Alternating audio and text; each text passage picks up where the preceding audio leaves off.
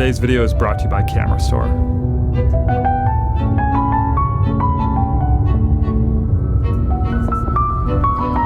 Welcome to Helsinki. Please remain seated and keep your safety belt fastened until our captain switches the signs off. So welcome to Finland, a little bit of a different look for today's video. The reason that I'm out here is to spend the week visiting with my friends over at Kamerastore. If you're not familiar with them, I believe they're Europe's largest retailer of used film cameras. And we've kind of been chatting for a while now about me making a trip out here to get a tour and kind of see what they do. I also brought one of my cameras to potentially be serviced, and then also just spend some time exploring Finland. So later in the week, I'm hoping to get out, do a bit of a road trip, shoot with a new camera as well. And yeah, just see what it's like here and see what they do. So right now, very early morning, I need some caffeine, but I'm going to meet up with Thomas from Kamerastore, and then he's gonna take me over there. But yeah, gonna shoot this like a vlog, bring you along, share the trip later in the week, and hopefully you enjoy this one. Hi. Hey man. How are you doing? Good, morning. Hi, good morning. Cool, okay, so heading over to the store. Give me just like, obviously I'm gonna talk to maybe Nico when we get there. Yeah. But just give me the like super brief rundown of what Kamerastore is. I said it was Europe's largest used film camera retailer. I'd say this, like I would, like me personally, yeah. don't quote me. No, you're on record, man. It's recorded. No, but like, I doubt that there's bigger one. Yeah. Like analog cameras. Yeah. I sincerely doubt. So you got lots of cool stuff there. Lots of cool stuff there. Cool. Yeah. I'm pretty excited. All right. And we're what? A couple minutes? I'd say 10 minutes by car. Cool. Okay. Here we go.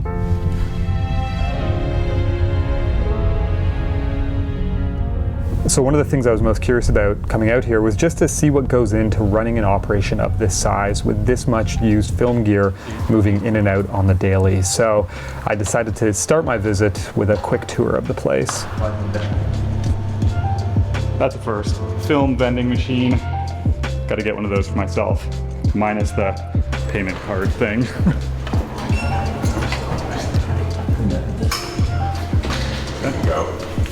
Hello.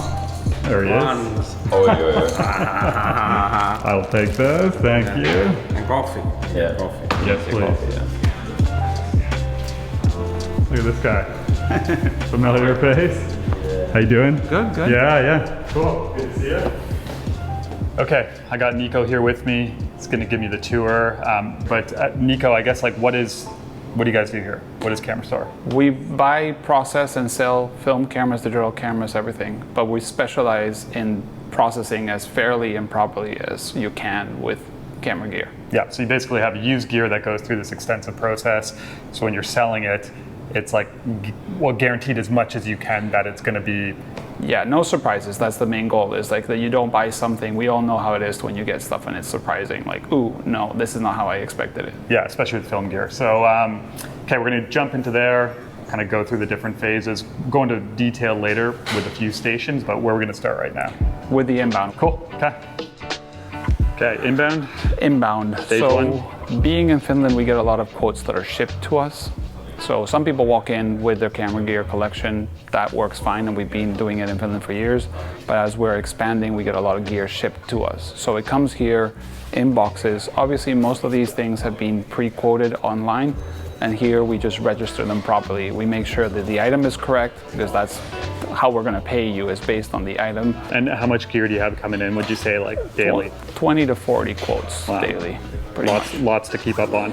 Yes, it's very intensive in making sure we don't mix around quotes and items, because that would be pretty ugly for our clients. Yeah. But yeah, this is where we unpack it all, is the first stage, where the correct identification makes the rest of the process be simple. If we make mistakes here, it'll follow through, and we try to fix them at every stage, but this is the most important one. So from here, stuff comes in an intake, you receive the gear, where do we go next? Then we go into checking the gear.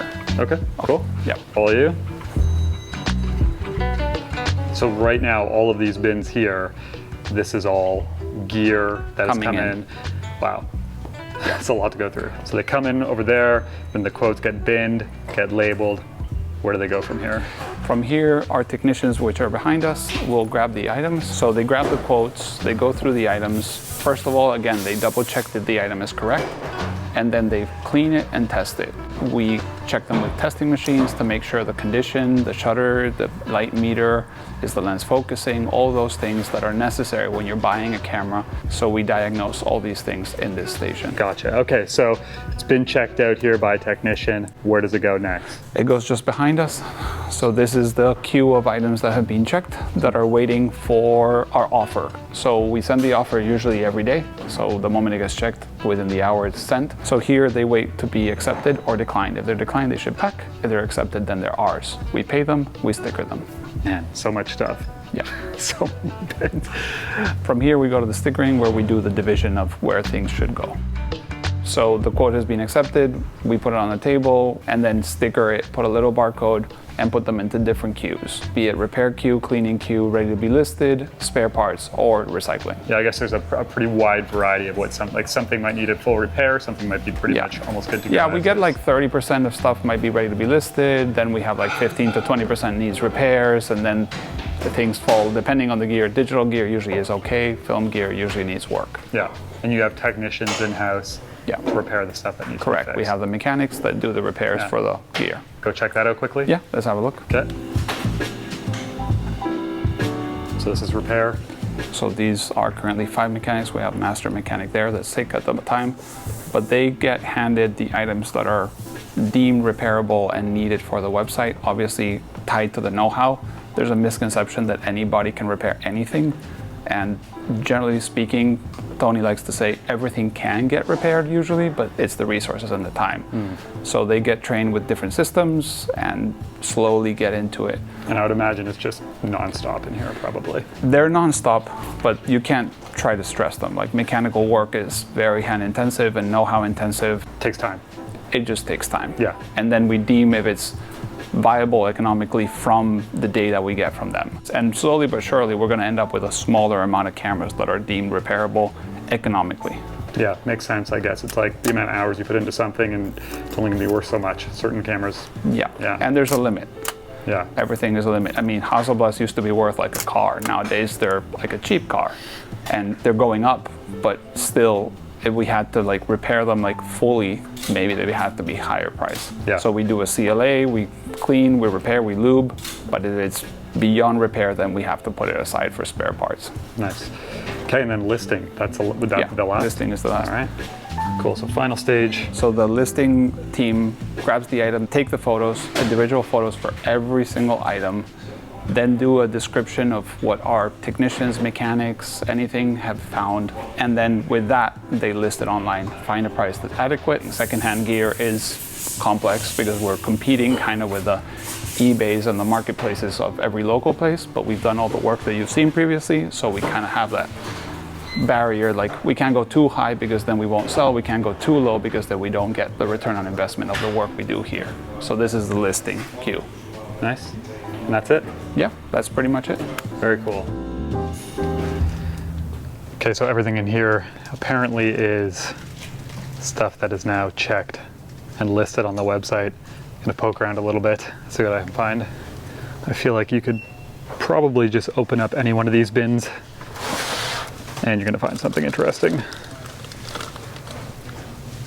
Rolly cord, not bad. I feel like we can do better than that.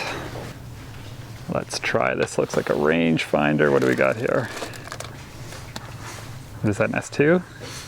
S2 50mm 1.4. Let's try this one. Some Hasselblad lenses. Just a mixed bag of everything. Hasselblad in here. Man, there's just like stuff everywhere. 500C, 80mm I'm assuming, planar. And this is like, there's more rows and rows. Oof, there we go.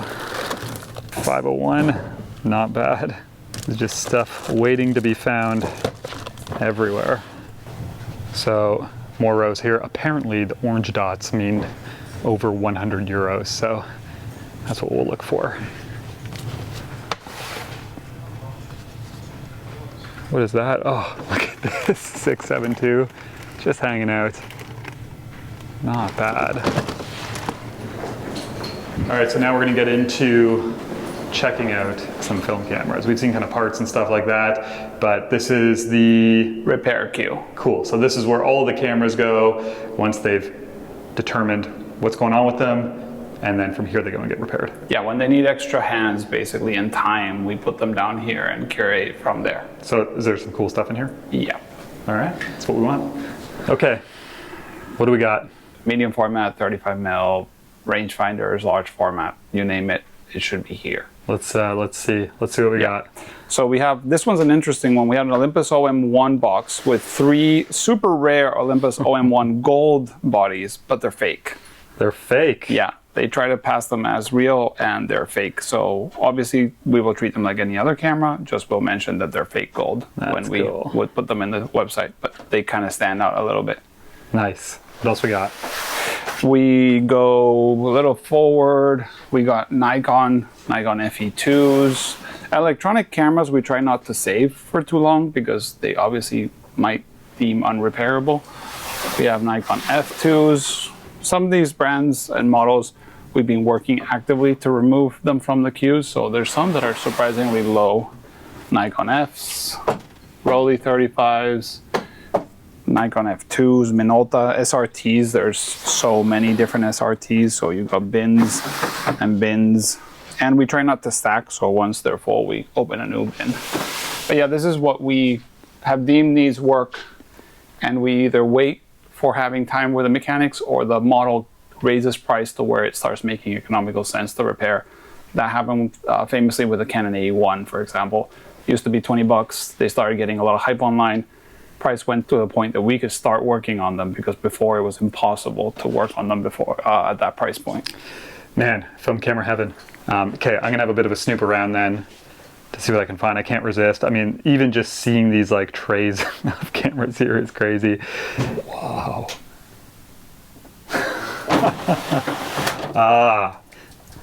That's funny that this was right above me because I currently have a Ritrec 6x6, which I'm selling, and I was actually after a prism for it forever. Not the metered prism, because this thing is massive, but it's cool. You guys have 3 bodies here. Okay, this is dangerous. I already knew that when I was coming out here. I was like, don't buy any gear, don't buy any gear, don't buy any gear. But this might be something to explore after. Pentax 6.7, okay. You could easily get in trouble here, like big time. Pentax 6.7 lenses.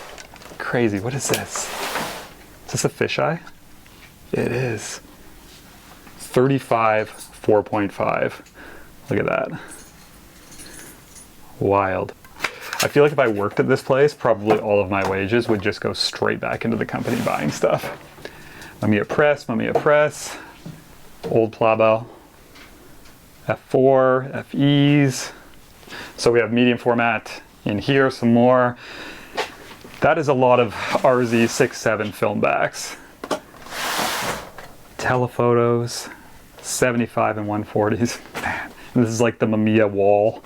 Pro S, Pro S, Pro S, Pro SD, new F1. There's just like absolutely everything. Okay, one more find here. The Bronica section. Maybe not the most popular. It's hard to say, but I have a GS1 and I want a waist level finder. I don't know if you... Oh, that's funny. First thing I see. Would anyone notice if I just like detached the finder here and put it in my pocket? We should notice, but we probably won't. All right, that is legitimately one thing that I might have to inquire about. It'd be nice to actually just see what this is like. All right, time to inquire about the finder. On to the next. Let's go.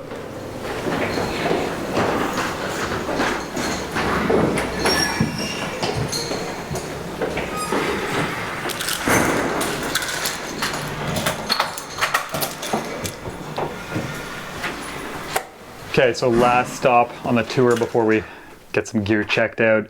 I've heard a lot about this area. Yep. Spare parts room. Spare parts and donor bodies that we consider spares. Yeah. Because spare parts are not that commonly found. We sometimes save those cameras that are not repairable as just donors, so we rip pieces off. Nice. Yep. take the tour.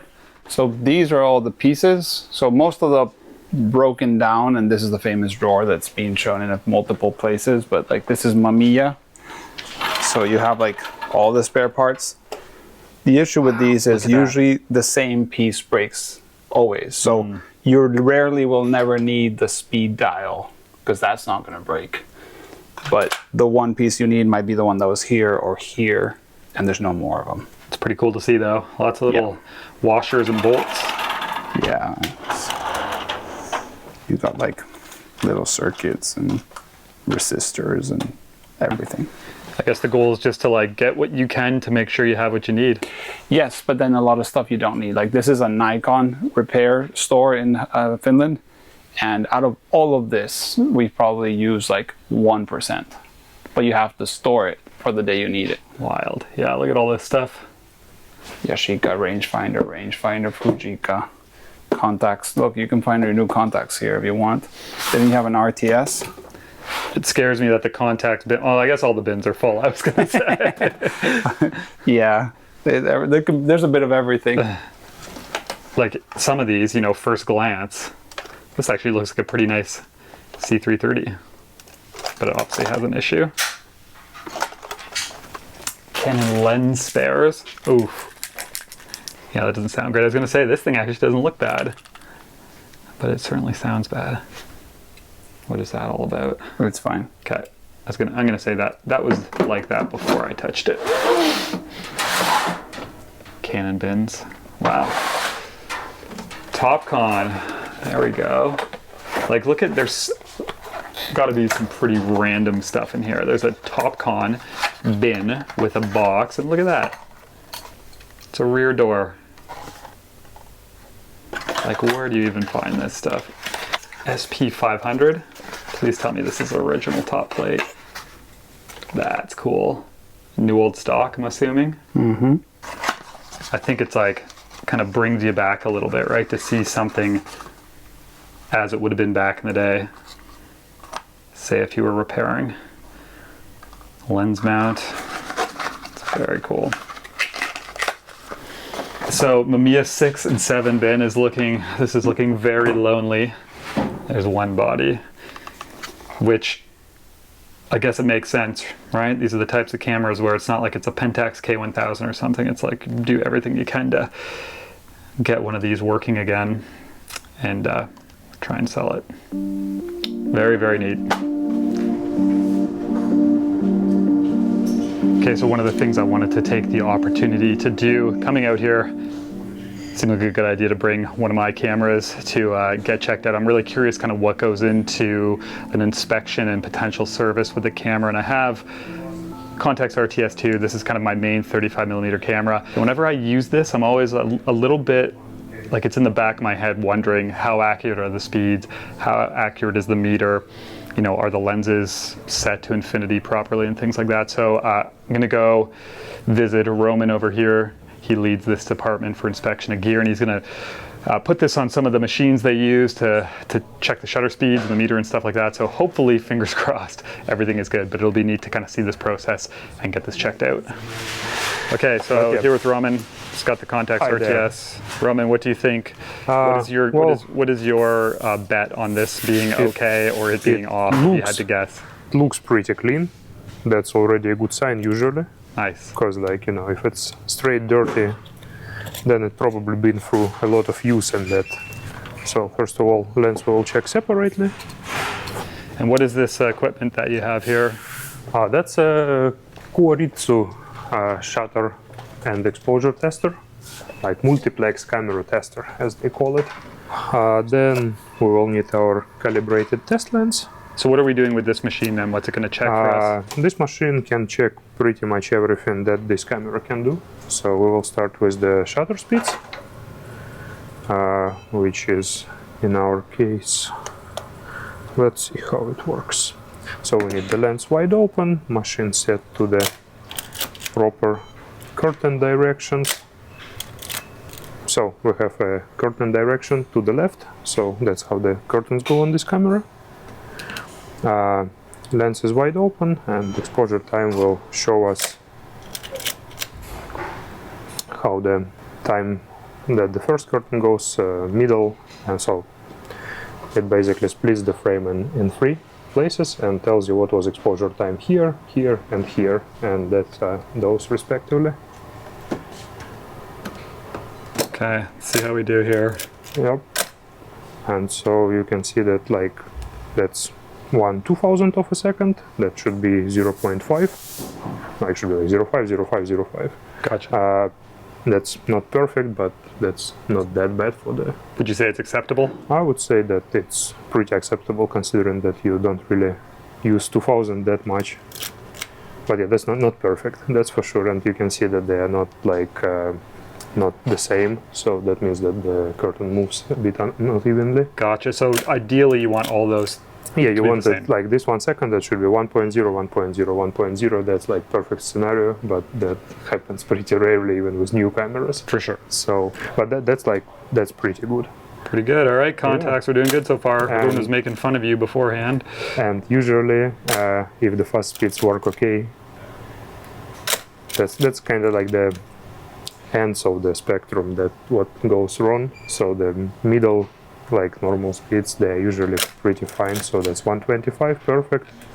60 also in range, 30 in range, 60. That's basically exactly what they should be. It's 125, 1/8 of a second. So here, that's what it should be exactly.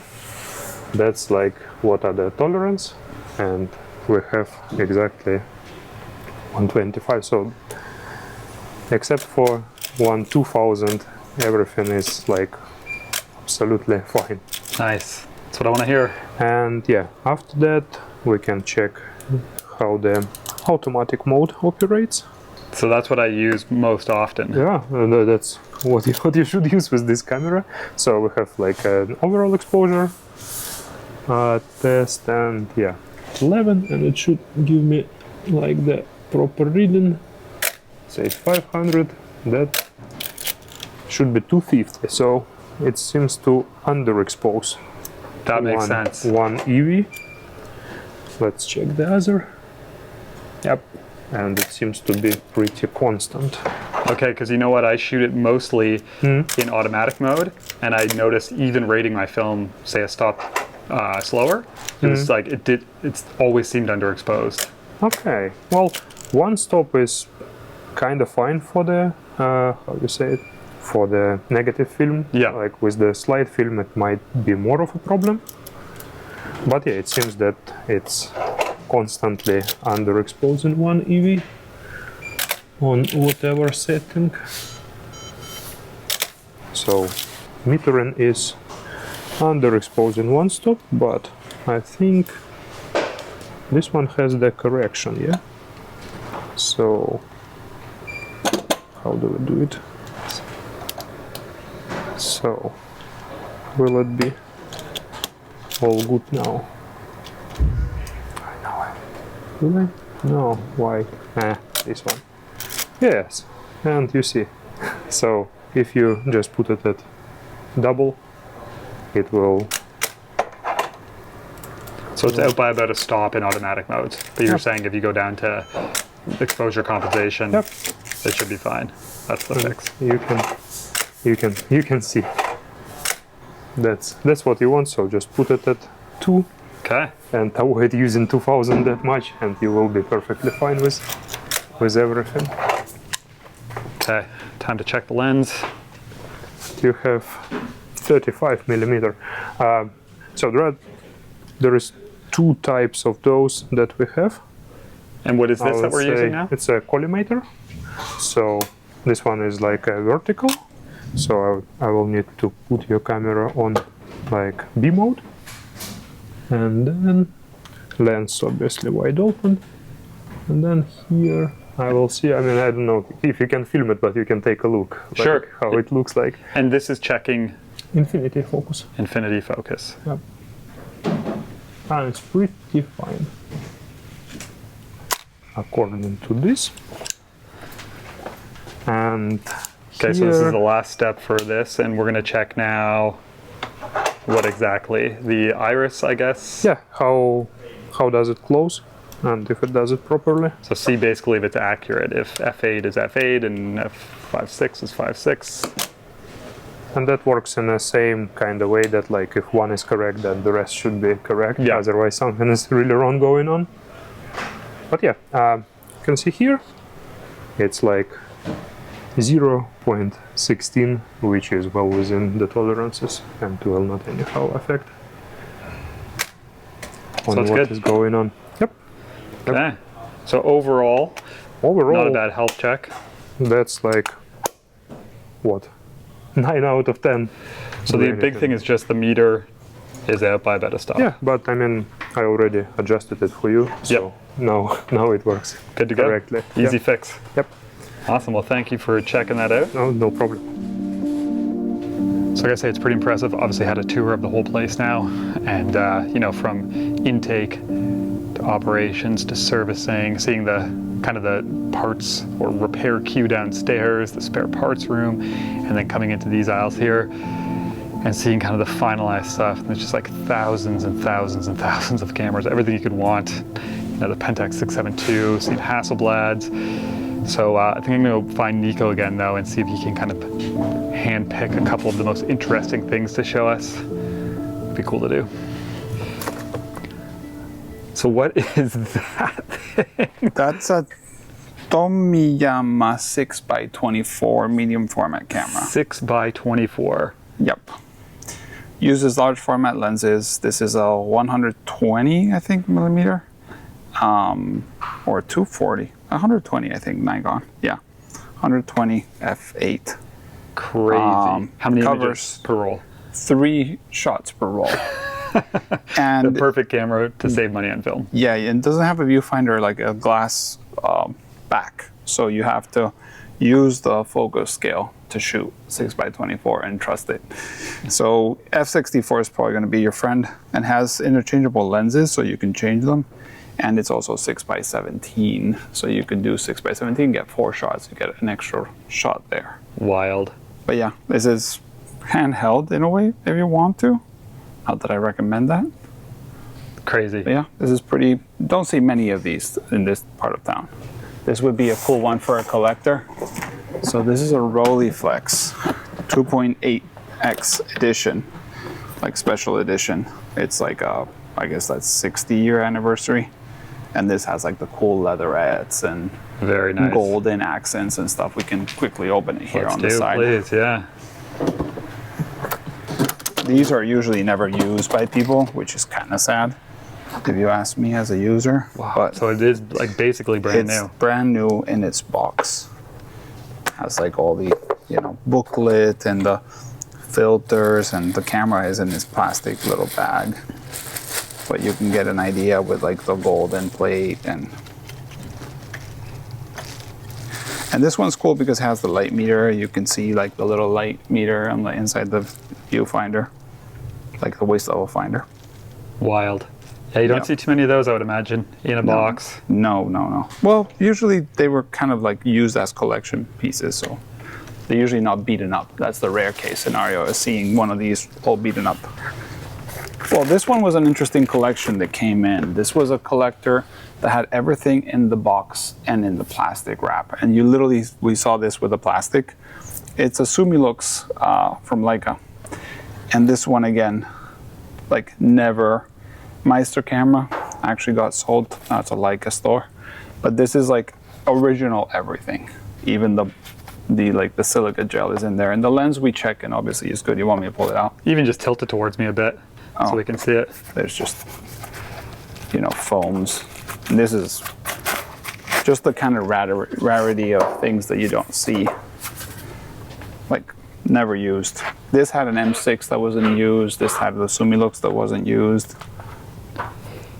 Like you can see the condition is never used. So you probably would be the first person shooting this lens. Crazy. Wow. Yeah, it's so, I always find it so interesting to find this new old stock stuff that's Yeah. not. And people usually think of new old stock as, oh, it's in perfect condition. But things in boxes also get hazy and get like the separation and all these issues, which is a bummer because you know, you would expect the new old stock to be perfect, but things in boxes also age. This is a Minolta Dynax 7, probably the best film camera Minolta ever made. And this is the limited, as you can see, the golden accents. Yeah. Has the battery grip. These are like, I think they're, I don't know what the word is, captive or something, where your fingers will activate it. So kind of like some current. And this one had the way, I think you can memorize the data from the roll and then download it. Oh, crazy. So this is definitely a camera you don't see every day. It's like the peak of film camera technology. This Minolta gang at its best. But this is like, Minolta innovation was crazy at the time. That's cool, man. So what's this? So this is peak collector paraphernalia, I guess is the word. This is a collection that came, and this is where you understand someone had an obsession, to say the least. This is a briefcase of Minolta MD lens hoods. Man. The care for the 100 to 200 and all these things, all of them nicely packed. That is So this crazy. is the crazy stuff we get to see. Look at it, and they're like, you know, from like small to large and perfectly cut. Yep, custom made. Wow. All right, what is this one? So this is a Linhof, which is a very common house brand for large format photographers, but it's the Technar. It's a handheld Linhof, and you maybe have seen the folding ones, like kind of press cameras, but this one has this cone and a helicoid, and it's supposed to be shot almost like as an airplane camera. Crazy. And if you Google this, you barely find any information, but we got our hands on one, and here it is. What's the lens on there? Like a 90 or I think it's a 75 or something? 90 in this case. Yeah, 95.6 super angle-on. And yeah, it has its little grip, which obviously I'm missing a finger today, but yeah, that's the Linhof Technar, Wild.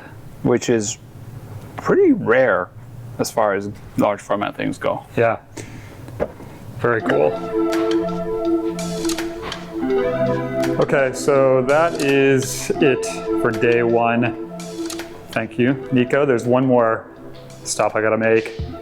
I don't really need film, but I wanna say that I've bought film from a vending machine, so I'm gonna get one roll of 35 from here. So we got Ultramax, Santa Color, Color Plus, FP4. You know what? Let's do Ultramax. Okay, how does this thing work here?